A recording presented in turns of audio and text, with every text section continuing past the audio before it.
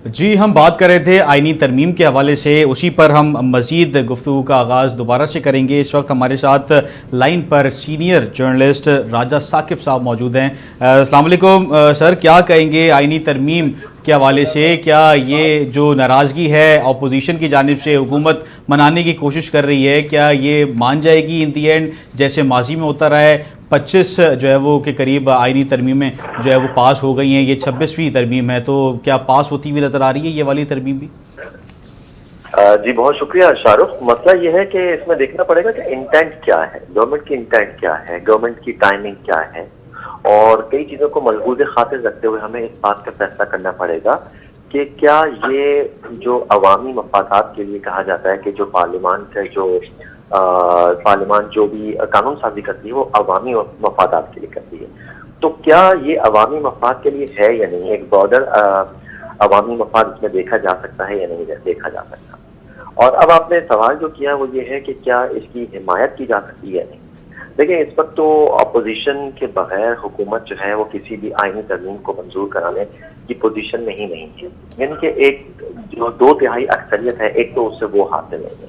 और दूसरी बात है कि आखिर अगर ये अवामी मफाद से मुतालिक ही तरमीम है तो आखिर इस कदर जल्दबाजी की क्यों की जा रही है? क्या आखिर ऐसा क्या है इसमें?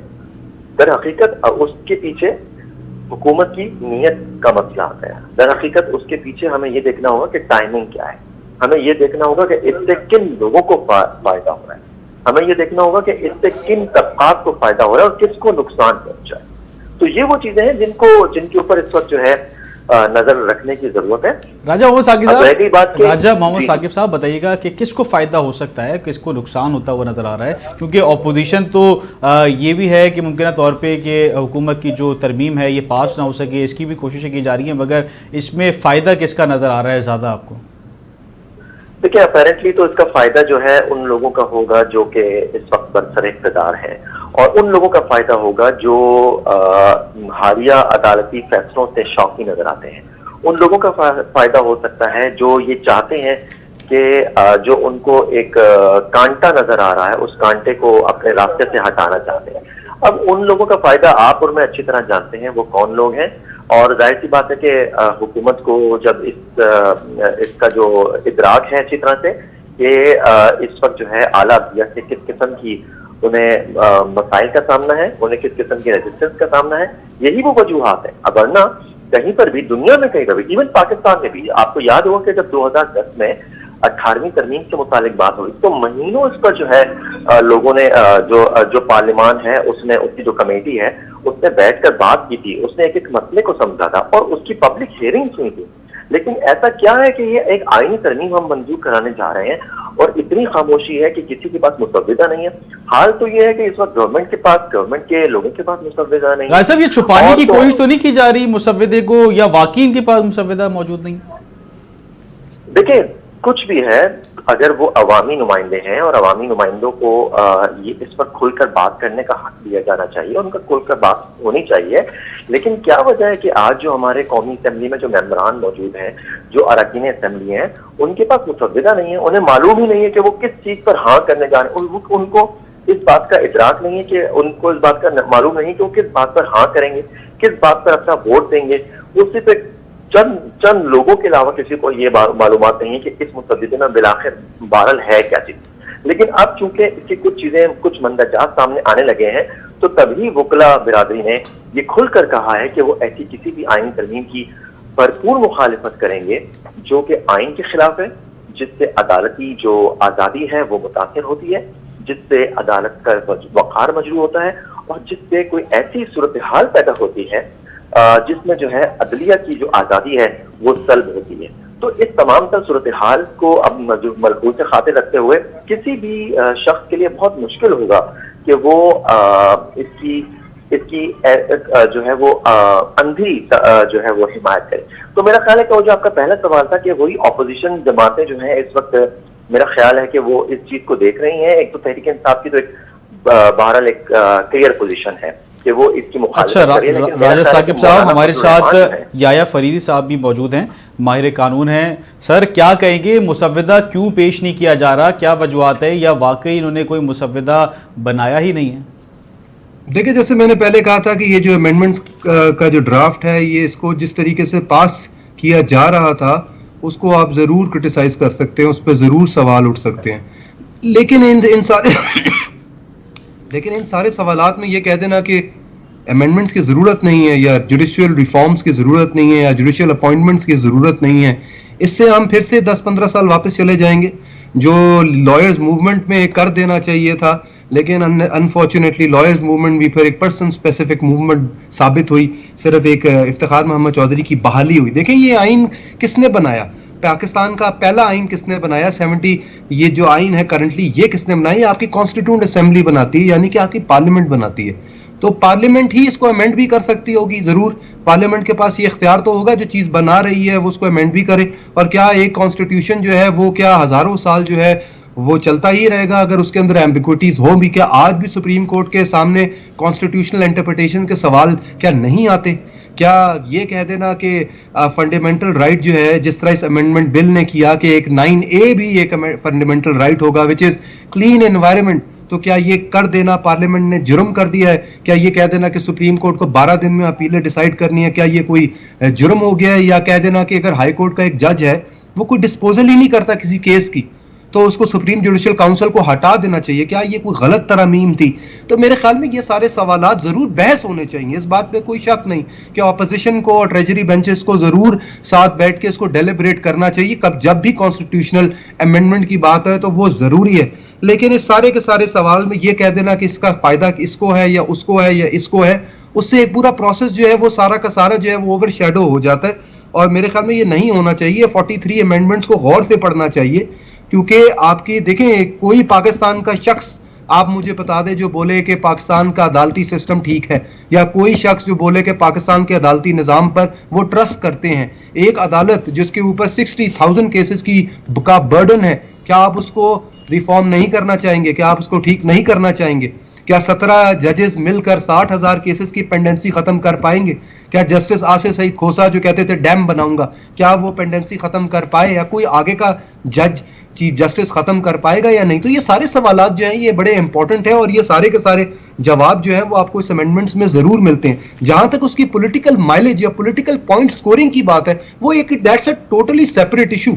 But the issue of reforming your judiciary, or if issue of creating specialized court which only deals with constitutional issues, मुझे नहीं लगता इसमें कोई भी मसला है। ये तो आप मॉडर्न जुरिस्प्रूडेंस का पार्ट बन गया है कि आप एक ही जज से 50 तरह के फैसले मत करवाएं, स्पेशलाइज करवाएं। जिस तरह मेडिकल के अंदर आपको स्पेशलाइज्ड डॉक्टर्स मिलते हैं, आप जुडिशरी के अंदर भी इंटरनेशनली ये रिकग्नाइज चीज है कि आपको एक स्पेशलाइज्ड बॉडीज हर स्टेज पे बनानी होती है। तो ये बड़ा एक इंपॉर्टेंट चीज है जो हम डिसरिगार्ड कर रहे हैं। और दूसरी बात ये है कि देखिए, आपको ये फैसला एक दिन करना पड़ेगा, क्या आप एक सीनियर जज को चीफ जस्टिस बनाना चाहते हैं या आप एक अच्छे जज को चीफ जस्टिस बनाना चाहते हैं? क्योंकि सीनियोरिटी प्रिंसिपल की वजह से आपके मुल्क में ऐसे जजेस भी गुजरे जिनको ना अलिफ पता था ना बे पता था, और वो कॉन्स्टिट्यूशन के इंपॉर्टेंट इश्यूज को डेलिब्रेट करते थे। जहां तक ये सवाल आता है कि क्या आइन को पार्लियामेंट को डेलिब्रेट करती है, जहां तक ये सवाल आता है कि क्या आइन को पार्लियामेंट को डेलिब्रेट करती है, जहां तक ये सवाल आता है कि क्या आइन को पार्लियामेंट को डेलिब्रेट करती है, जहां तक ये सवाल आता है कि क्या आइन को पार्लियामेंट को डेलिब्रेट करती है, जहां तक ये सवाल आता है कि क्या आइन को पार्लियामेंट को डेलिब्रेट करती है, जहां तक ये सवाल आता है कि क्या आइन को पार्लियामेंट को डेलिब्रेट करती है, जहां तक ये सवाल आता है कि क्या आइन को पार्लियामेंट को, पाकिस्तान भी इसके ऊपर डेलिब्रेट करेगी। अच्छा, अगर ये चैलेंज हो जाता है तो किस तरीके से फिर आगे मामलात हो सकते हैं? देखिए, जैसे आपको मैंने कहा कि पास्ट के अंदर आपको बेतहाशा एग्जांपल्स मिलती हैं जहां पे कॉन्स्टिट्यूशनल अमेंडमेंट को स्ट्राइक डाउन किया गया, यही कहकर के it is ultra vires to the constitution, या ये basic doctrine of the constitution के अगेंस्ट है या उसके सैलिएंट फीचर्स के खिलाफ है। तो ये सारे सवाल तो उठेंगे, और ख़ास तौर पे आज जब उसी जुडिशरी जिसने फैसला करना है उसी को आपने ऑल्टर करने की कोशिश की है, तो ज़रूर एक रिएक्शन आएगा from the superior judiciary as well. लेकिन मेरे ख्याल में अगर 250 मिलियन पीपल की फ़ायदे की बात आपने करनी है तो आपको ये 60,000 की पेंडेंसी एक तो ख़त्म करनी होगी। दूसरी बात यह है कि आपको अपने सुप्रीम कोर्ट के ऊपर बर्डन कम करना पड़ेगा। देखिए, अमेरिका की सुप्रीम कोर्ट 100 केसेस सुनती है साल के, 100 केसेस। क्या अमेरिका अपने अदालत के अंदर सुप्रीम कोर्ट में 100 जजेस नहीं रख सकता? वो भी रख सकते हैं। लेकिन उन्होंने अपने सुप्रीम कोर्ट को एक्सेप्टेड केसेस के लिए रखा होता है। हमारी सुप्रीम कोर्ट जो है वो क्रिमिनल अपीलें भी सुनती है, सिविल अपीलें भी सुनती है, उनकी 184(3) की एक वाइड रेंजिंग पावर है, दो प्रोविंसेस के दरमियान के मसले वो भी सुनती है, प्लस एडवाइजरी जुरिस्डिक्शन भी है, प्रेसिडेंट भी एक रेफरेंस भेज सकता है। तो 17 जजेस के ऊपर आप कितना बर्डन डालना चाहते हैं? और ये 17 जजेस देखें, फिर मैं अगेन रिइटरेट कर रहा हूं, ये 17 जजेस कोई कॉन्स्टिट्यूशनल एक्सपर्ट्स नहीं है। आप हर एक एक जज का बायो खोल के बैठ जाएं तो आपको मालूम हो जाएगा किस जज ने किस सेक्टर में काम किया है। कुछ जजेस क्रिमिनल के एक्सपर्ट है, कुछ जजेस सिविल के एक्सपर्ट है। तो आपने क्यों उन जजेस के सामने कॉन्स्टिट्यूशनल क्वेश्चंस को रखना है? सारे जजेस आपके जस्टिस कॉर्नेलियस तो नहीं है, जस्टिस मुनीर तो नहीं है। तो एक फेडरल कॉन्स्टिट्यूशनल अदालत जब आप क्रिएट करते हैं, एक स्पेशलाइज्ड अदालत क्रिएट करते हैं, कॉन्स्टिट्यूशनल एक्सपर्ट्स को उसमें रखते हैं, तो क्या आपके काम की बेहतरी नहीं होगी? क्या आप बेहतरी नहीं चाहते, या आप यही चाहते हैं कि हमारी जुडिशरी के ऊपर कोई नजर ना रखे, बस पार्लियामेंट की तरफ से कोई हमें डिक्टेशन ना आए, लेकिन सुप्रीम कोर्ट हर वक्त हर किसी अदारे की डिक्टेशन जरूर करती रहे? देखिए, इस तरीके से आप कोई रिफॉर्म नहीं कर पाएंगे। जुडिशियल रिफॉर्म्स का मतलब ये नहीं है कि आप सिर्फ किताबों के अंदर सीआरपीसी में अमेंडमेंट कर दे तो सीपीसी में कर दे, या नई रूल्स निकाल लें, या कोई नया लेजिस्लेशन कर ले। आपको अपने एडमिनिस्ट्रेटिव वेज को भी ठीक करना पड़ेगा। ये जब तक आप नहीं कर पाएंगे तो वरना आप यही पेंडेंसी में फंसे रहेंगे। और बड़े बड़े दावे हर साल जब भी न्यू जुडिशियल ईयर होता है तो सुप्रीम कोर्ट में एक इवेंट होता है जिसके अंदर बड़े बड़े दावे किए जाते हैं, कहा जाता है डैम बना देंगे, ये पेंडेंसी खत्म कर देंगे, वो पेंडेंसी खत्म कर देंगे। आज अच्छा, यार साहब तक आप हमारे साथ रहिएगा। राजा साकिब की तरफ पे आऊँगा। राजा साकिब साहब, इस्लामाबाद में इस वक्त क्या सियासी माहौल क्या कह रहा है? गर्मा गर्म सूरत हाल है या इस वक्त ठंड जो है वो पड़ गई है मामलात में? राजा साकिब साहब, आवाज़ आ रही है आपको? जी राजा साकिब साहब, आप मुझे सुन सकते हैं? याया साहब की तरफ दोबारा आऊँगा। याया साहब, क्या कहेंगे मजीद इस्लामाबाद की जो सूरत हाल है वो इस वक्त आप क्या समझते हैं कि सियासी माहौल जो है वो गर्म रहेगा या मजीद जो है वो गर्मा गर्मी बढ़ती हुई नज़र आ रही है आगे आने वाले दिनों में आपको? देखिए, मुझे जो लगता है वो ये है कि देखिए, कहीं ना कहीं जाकर तो बैलेंस कहीं पर एक एक्सरसाइज होगी। ऐसा नहीं हो सकता कि इस पूरे के पूरे 43 अमेंडमेंट्स को जो है वो सारी पार्टी जो है वो उठा के डस्टबिन में डाल देंगी। ज़रूर इसके अंदर जो होंगी, कहीं चीज़ों पे मौलाना साहब जो है वो एग्री कर जाएंगे, कहीं पीटीआई भी को भी एग्री करना पड़ेगा, क्योंकि चार्टर ऑफ डेमोक्रेसी जो थी उसके तो सिग्नेटरी पीटीआई इमरान खान भी थे। और आपको अपने जुडिशियल रिफॉर्म्स देखिए, इमरान खान तो इनफैक्ट की हुकूमत में सबसे ज़्यादा कोशिश की गई कि जुडिशियल रिफॉर्म्स लाए जाएँ। जब फरोग नसीम साहब फेडरल लॉ मिनिस्टर थे तो सीआरपीसी में अमेंडमेंट्स की तरमीम पेश की गई, सीपीसी की गई। तो ज़रूर पीटीआई को भी इन नटशेल, और पीटीआई तो आजकल है ही वकला की एक तंजीम, तो ज़रूर पीटीआई को भी ये मालूम है कि आपको सेपरेट कॉन्स्टिट्यूशनल कोर्ट बनाना ज़रूरी हो चुकी है, पेंडेंसी को ख़त्म करना। तो सिर्फ मसला ये है कि जिस तरीके से, जिस रश के अंदर ये किया गया, शायद उसकी वजह से इसकी सारी की सारी जो इम्पॉर्टेंट चीज़ें थी इस अमेंडमेंट्स की, वो सारी ओवर बर्डन हो गई या ओवर शेडो ज़रूर हो गई है। वरना आप इन अमेंडमेंट्स को अगर बारीकी से पढ़ें तो इन अमेंडमेंट्स के अंदर ज़रूर आपको कहीं ना कहीं फायदे नजर आते हैं। आपके जुडिशियल रिफॉर्म, जो क्रम्बलिंग जुडिशरी है, उसको ठीक करने के लिए, उसको बेहतर करने के लिए। देखें, एक मैं आपको अमेंडमेंट का जिक्र कर दूं। एक अमेंडमेंट की गई है कि हाई कोर्ट के जो जजेस अपॉइंट किए जाएंगे उसमें से 1/3 जो है वो लोअर जुडिशरी से लाए जाएंगे। तो देखिए, इसकी क्या क्रिटिसिज्म हो सकती है? कौन बोलेगा कि नहीं? क्या आप अपने लोअर जुडिशरी को नहीं ट्रस्ट करते? क्या आप जो इतने हजारों में आपने जजेस ट्रेन किए हैं, क्या उसमें से एक भी जज हाई कोर्ट जाने के लिए तैयार नहीं है? तो ये बड़े इंपॉर्टेंट चीज़ें हैं जो इसके अंदर की गई हैं, और ये एक अच्छी तरमीम है जो की गई है। तो ज़रूर इस्लामाबाद का जो माहौल है वो गर्म ज़रूर होगा, लेकिन जब थोड़ी सी गर्मी कम होगी तो ये सब पार्टीज बैठेंगी और इस बिल को पढ़ेंगी कि इस बिल में क्या क्या था और क्या क्या है जिसको हम अडॉप्ट कर सकते हैं for betterment of our judiciary. ये जुडिशरी की बेटरमेंट के लिए जुडिशरी ख़त्म नहीं हो रही। सुप्रीम कोर्ट के सामने फिर भी हज़ारों में केसेस फाइल होंगे। फेडरल ये जो कॉन्स्टिट्यूशनल कोर्ट बनाई जा रही है, इसमें हजारों केसेस फाइल किए जाएंगे। कोई पेंडेंसी खत्म नहीं हो पाएगी, बिकॉज जो मेजर केसेस हैं वो तो सिविल और क्रिमिनल साइड के हैं। सिर्फ कॉन्स्टिट्यूशनल केसेस का प्रॉब्लम यह है कि ये बहुत टाइम टेकिंग केसेस होते हैं, इसमें मल्टीपल पार्टीज होती हैं। देखिए ना, आपने देखा होगा जो एक साल में जो पीटीआई की तरफ से एप्लीकेशन और पिटिशनें फाइल की गई, 50-50 तो पिटिशनर्स होते थे। तो आप और काजी साहब जो है वो हर एक एक को टाइम भी देना उनको पड़ता है, हर जज को देना पड़ता है, क्योंकि फंडामेंटल राइट है टू बी हर्ड। तो ये कॉन्स्टिट्यूशनल केसेस में टाइम लगता है, इसमें रिसोर्सेज लगते हैं, लार्जर बेंचेस को बिठाना पड़ता है। तो जो जज साहब अपने केसेस सुने या वो एक लार्जर बेंच में बैठ के सारा दिन कॉन्स्टिट्यूशनल केसेस को सुने, तो बहुत बेहतर हो कि आप एक सेपरेट बॉडी बना दें। उस सेपरेट बॉडी की कॉम्पोजिशन में रिटायर्ड सुप्रीम कोर्ट जजेस हो जाए, सर्विस सुप्रीम कोर्ट जजेस को डाल दिया जाए, और वो जो बॉडी है वो कोशिश करे कि हर तरह के कॉन्स्टिट्यूशनल क्वेश्चन को डिटर्मिन करे। तो इस्लामाबाद के माहौल एक पॉलिटिकल क्वेश्चन है, लेकिन जहां तक लीगैलिटी ऑफ दिस बिल की सवाल आता है, आई होप कि सैनिटी प्रिवेल करेगी और हमारे सियासतदान जो है वो मिलकर बैठकर इस बिल को जरूर दूसरी बार पढ़ेंगे। और आखिरी बात यह है कि बहुत अफसोस होता है कि वो वकील और वो सीनियर वकला जो लॉयर्स मूवमेंट में सबसे आगे थे और जो नारे लगाते थे कि इंडिपेंडेंस ऑफ जुडिशरी और जुडिशरी को हम ये करेंगे और वो करेंगे, वो आज इस बिल को पढ़े बगैर इसको कह रहे हैं कि ये एक इंडिपेंडेंस ऑफ जुडिशरी के ऊपर अटैक है। ये कैसे अटैक है, कोई ये भी बता दे। क्या 3 साल का टेन्योर कर दें चीफ जस्टिस का तो ये जुडिशरी की इंडिपेंडेंस क्या उससे खत्म होती है, या उसके अंदर सर्टेनिटी आती है कि एक जज जो चीफ जस्टिस बन रहा है उसको मालूम हो कि मेरे पास 3 साल है, मैं अपने रिफॉर्म्स कर सकता हूं, मैं अपनी पेंडेंसी खत्म कर सकता हूं, मेरा एक विजन है वो मैं इम्प्लांट कर सकता हूं इनटू द लोअर जुडिशरी, तो क्या इस 3 साल से इंडिपेंडेंस खत्म हो जाएगी?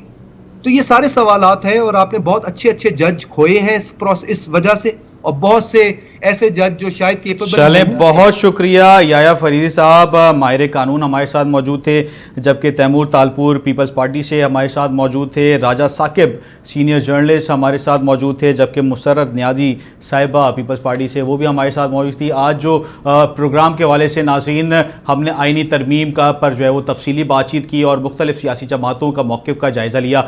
इसी के साथ साथ जो पीपल्स पार्टी के नुमाइंदे हैं और जो दीगर सियासी पार्टी के नुमाइंदे हैं उनसे भी हम बात की, माहिर कानून से बात की, और उसी के साथ साथ जो सीनियर जर्नलिस्ट हैं उनका भी जो है वो नज़रिया आपके सामने रखा और खदशात को भी जो है वो सामने रखा, जिससे ये वाज़ेह होता है कि इस मामले पर सियासी जो है वो नुक्ता नज़र जो है वो मौजूद है। और हमने देखना है कि PTI ने जो आइनी तरमीम की मुखालिफत जो है वो की है और इनका ख्याल है कि ये तरमीम अदलिया की आज़ादी को जो है मुतासर कर सकती है। जो JUI और इस पर जो तरमीम पर अपने तहफ़्फ़ुज़ात रख रही है और ख़ास तौर पर नए आइनी अदालत पे जो क़याम है उस हवाले से जो सवालात उठाए गए हैं, पीपल्स पार्टी ने तरमीम पर मुख्तलिफ पहलुओं पर अपना जो है वो मौक़िफ़ पेश किया है। ये भी वजाहत की है कि इन तरमीम में कोई मुस्बत पहलू भी हो सकता है। यहाँ पर हमने आज के प्रोग्राम में मुख्तलिफ सियासी जमातों के मौक़िफ़ को जो है वो सुना और उनके ख़यालात पर गौर किया। आइनी जो तरमीम के हवाले से ये मामला जो है वो मुल्क की सियासी और कानूनी सूरत हाल पर